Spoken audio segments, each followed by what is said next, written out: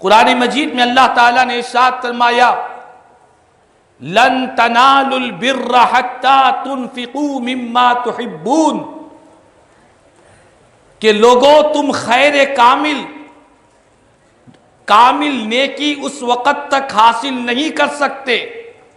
جب تک کہ اپنی پسندیدہ چیز کو اللہ کی راہ میں خرچ نہ کرو۔ اپنی جو پسندیدہ چیز ہے، اپنی جو محبوب چیز ہے، اپنی جو پیاری چیز ہے،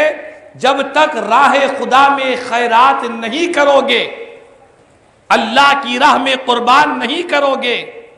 تب تک تم کامل نیکی حاصل نہیں کر سکو گے۔ یہ کون کہہ رہا ہے؟ کسی خطیب کا خطاب نہیں، کسی واعظ کا واعظ نہیں، کسی مقرر کا بیان نہیں، بلکہ خالق کائنات کا فرمان ہے، مالک دو جہاں کا فرمان ہے کہ اس وقت تک تم کامل نیکی حاصل نہیں کرو گے جب تک کہ اپنی پسندیدہ چیز اللہ کی راہ میں خیرات نہ کرو گے۔ جب یہ آیت مبارکہ نازل ہوئی، ایک صحابی رسول حضرت ابو طلحہ رضی اللہ تعالی عنہ سرکار کی بارگاہ میں حاضر ہوتے ہیں، عرض کرتے ہیں یا رسول اللہ صلی اللہ علیہ وسلم، اللہ نے قرآن میں فرمایا ہے اپنی پسندیدہ چیز کو اللہ کی راہ میں خرچ کرو، خدا کی راہ میں قربان کرو، یہ رب کا حکم ہے۔ یا رسول اللہ صلی اللہ علیہ وسلم، اللہ نے جو کچھ بھی مجھے اس دنیا میں دیا ہے، مال و دولت، جائیداد، زمین، باغات، ان تمام چیزوں میں، ان تمام جائیداد میں مجھے سب سے زیادہ ایک باغ جس کو بیرہا کہتے ہیں، یہ باغ مجھے بہت زیادہ محبوب ہے، میرے تمام مالوں میں مجھے زیادہ پسندیدہ ہے۔ آقا، رب کا حکم ہے کہ جو پسند ہے اسے ہی راہ خدا میں خیرات کرو، تو خدا کے اس حکم پر عمل کرتے ہوئے میں اس باغ کو آپ کے حوالے کرتا ہوں۔ آقا، آپ جس کو چاہیں یہ باغ خیرات میں عطا فرما دے، آپ جس کو چاہیں یہ باغ دے دے۔ نبی رحمت صلی اللہ تعالی وسلم نے صحابی رسول کے اس اقدام پر، ان کے اس جذبے پر، ان کے اس اخلاص پر میرے آقا نے بڑی خوشیوں کا اظہار فرمایا واہ واہ، شاباش، خوش نصیب، زہ نصیب، قرآن کی اس آیت پر عمل کرنے کے جذبہ جو تمہارے سینوں پر ہے، میرے آقا نے اسے خوش نصیبی اور سعادت مندی کہہ کر فرمایا۔ ارشاد فرمایا قرآن کی اس آیت پر عمل کر رہے ہو، حضور نے فرمایا کہ تم اس باغ کو اپنے جو قرابت دار رشتہ دار ہے ان کے درمیان میں تقسیم کر دو، اللہ تعالیٰ تمہیں دوگنا ثواب عطا فرمائے گا۔ ایک تو خیرات کا ثواب ملے گا اور دوسرا صلہ رحمی کا، یعنی رشتہ داروں کے ساتھ ہمدردی کرنے کا، یہ دونوں اجر اللہ تعالیٰ تمہیں عطا فرمائے گا۔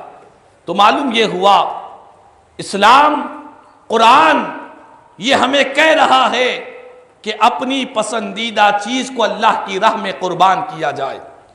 اسی کا نام قربانی ہے، اسی کو قربانی کہتے ہیں۔ انسان کو مال سے محبت ہوتی ہے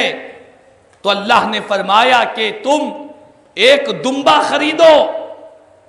جانور خریدو، مال خرچ ہوگا، مال کی قربانی ہوگی،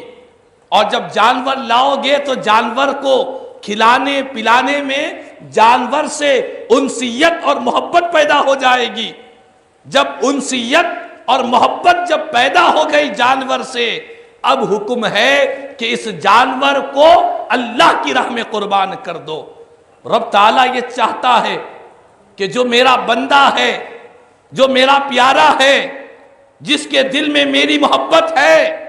اسے نہ مال رکاوٹ لا سکتی ہے، نہ جانور کی محبت اس کو رکاوٹ میں لا سکتی ہے۔ جو میرا ہوتا ہے وہ میری رضا کے لیے مال بھی خرچ کرتا ہے، جانور بھی قربان کرتا ہے،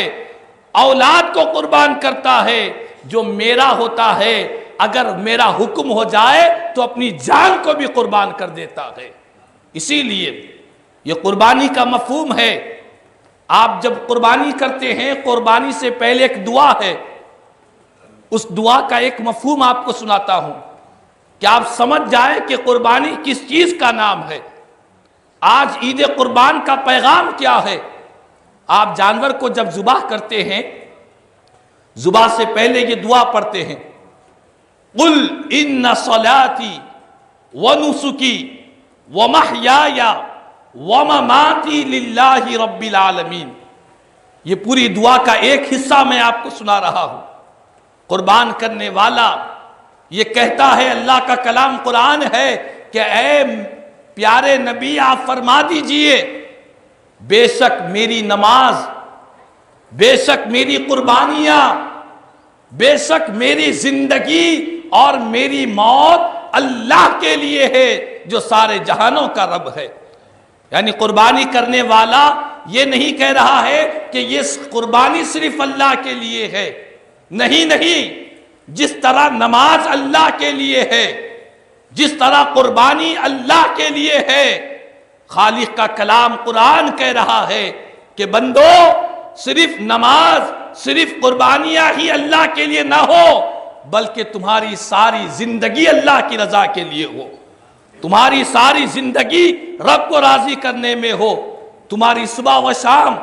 تمہاری زندگی کا ہر لمحہ، تمہاری تجارت، تمہاری دکانداری، تمہارا کاروبار، تمہارا نکاح، تمہاری زندگی کے سارے معاملات ایک مومن کے اللہ کو راضی کرنے کے لیے ہونا چاہیے۔ اے اللہ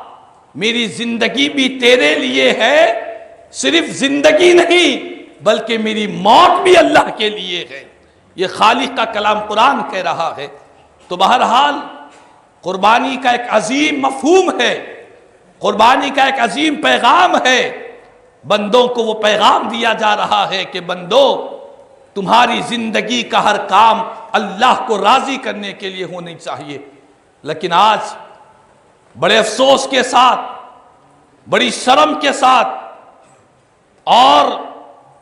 صدہا افسوس کے ساتھ یہ بات کہنی پڑتی ہے کہ آج ہمارے مسلم معاشرے اور سماج میں آج ہماری مزاج